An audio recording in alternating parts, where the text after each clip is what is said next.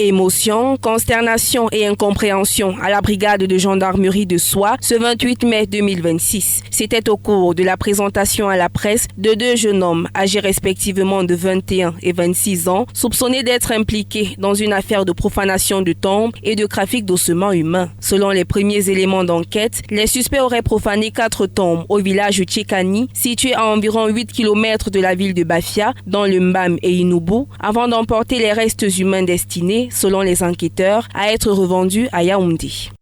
Je suis rendu le lendemain au village Tchekani, du côté de Bafia, à 8 km de Bafia, pour les constatations des tombes qui avaient été profanées.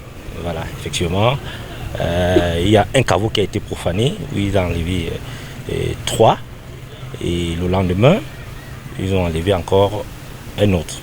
Donc tout ceci se passe en date du 16, vendredi 16 et samedi 17. Dans la cour de la brigade de gendarmerie, plusieurs curieux et membres de famille sont présents. Une présence marquée par une forte charge émotionnelle, notamment au moment de l'identification de certains restes humains exhumés. J'étais au courant depuis avant-hier. Et pour moi, c'était comme un rêve. Je me suis dit, jusqu'à la dernière minute, je rêve que ce soit pas ça. Mais quand on a posé les reliques là au sol, j'ai reconnu la tête de ma mère, c'était ma mère. Je connais sa tête, c'était elle. La deuxième tête qui était là, c'était ma mère.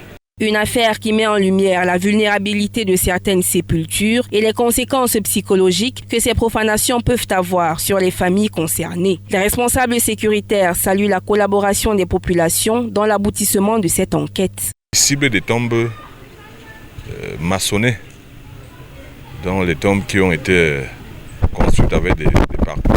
Merci pour les populations qui ont collaboré, qui ont permis d'avoir l'information, et surtout aux gendarmes qui ont fait du bon travail en allant jusqu'à Bafia et reconnaître les tombes qui ont été profanées. Les 2 suspects restent en exploitation dans les locaux de la gendarmerie avant d'être présentés au procureur de la République.